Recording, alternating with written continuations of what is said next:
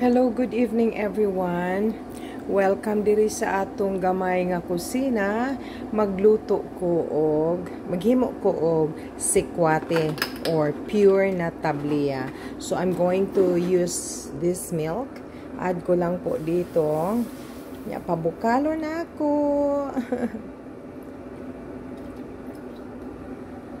So fresh milk na siya. Actually, you have the option not to add milk, but for me, I like it tasty.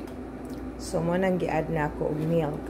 So, i-add na lang po na ako ni siya. Tanan na lang yun, mga 3 cups na siya. And of course, kini nga lata sa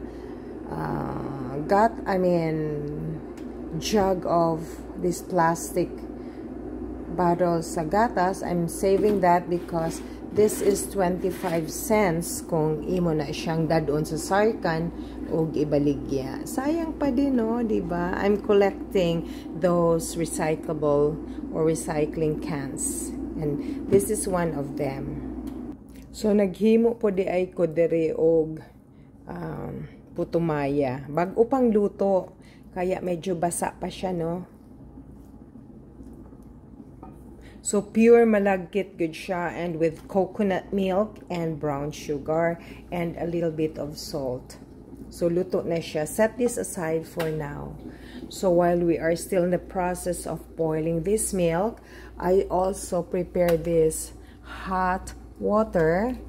Boil na siya because we're going to add this into our milk mixture.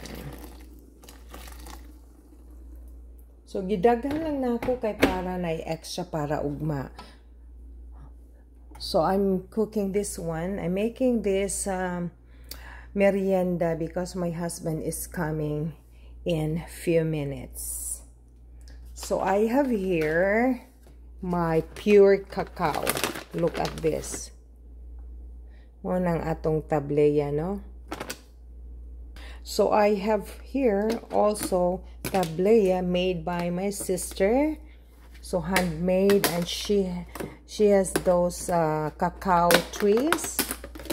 Then, gipadalan ko niya. She really made this one for me. From the very scratch. So, naa siya'y cacao tree. Kikeo. Cacao tree. Nasa bukid sa Cagayan. And then, she harvested it.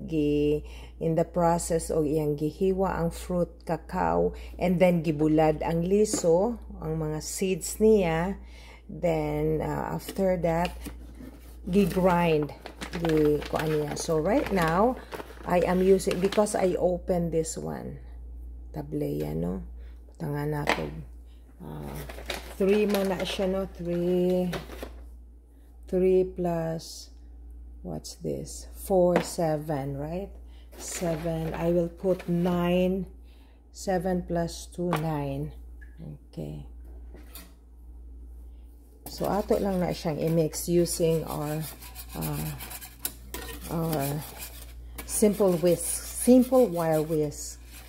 Wala man ko'y baterol. Mupalit unta ko when the time I went to the Philippines. But I forgot. I-add pa na ako isa ka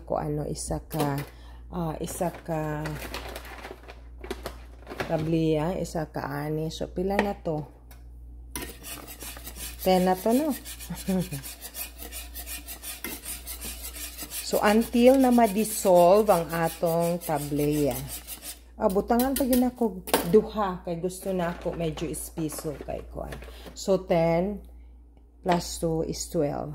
So, mauni ang atong malagkit nga putumaya. Shortcut ang paghimo na ko sa putumaya. Dali ra kay na himuon. So, kini, anak lang na siya. For our sugar, I will just add honey. Kaya daghan pa kay kog honey. When in fact, I have the original honey which we bought from the honey bee farm. here in my area. So make sure dili kay siya muawas, no? Kay ug mulapas ang iyang pag-awas. Maglimpyo na pud ta sa atong stove.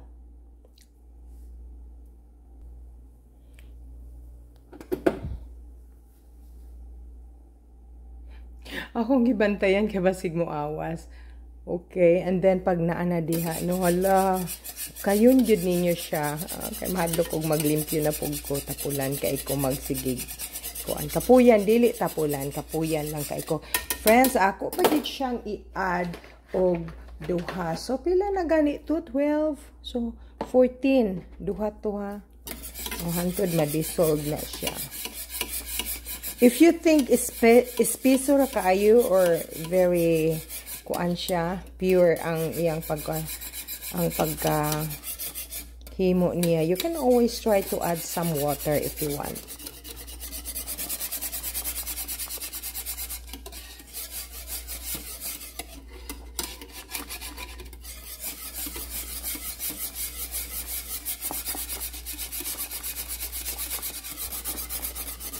Okay. Humana mga friends, no?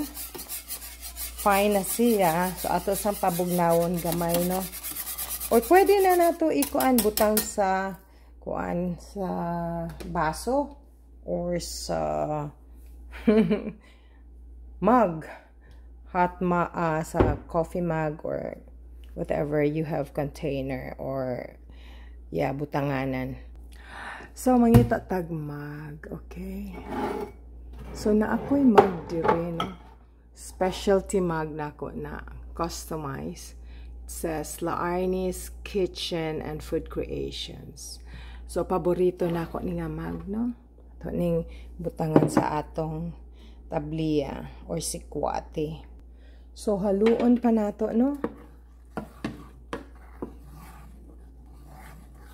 Wow, ang texture is very, very nice, no? So, atong ibutang sa atong mug.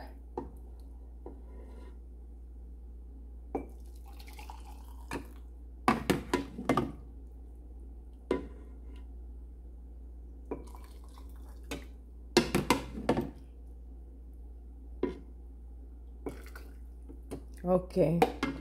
There you go, friends. Magkuha taog plate para sanggaan sa atong sikwati. There you go. Beautiful. Magkuha po taog kutsarita. So, tablespoon para i-mix nato with the honey. So, dish out po ko sa atong putumaya.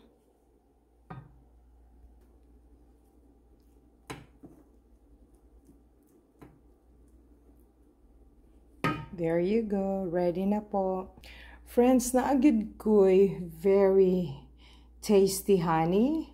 This is 100% pure Canadian honey nga naa diri sa among area. Award-winning honey ni siya sa Saskatchewan product. But because this is still closed, maglisod kong abri kasi. So, I decided I will just leave it as it is and we'll use the next time. Okay. So, ni amang ko'y honey diri nga isa.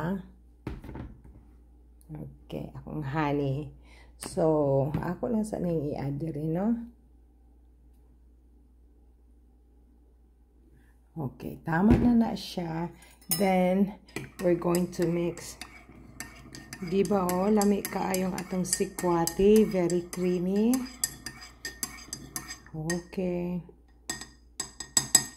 There you go. So ready na ni siya para pag-abot sa akong husband na ana siya snacks, diba?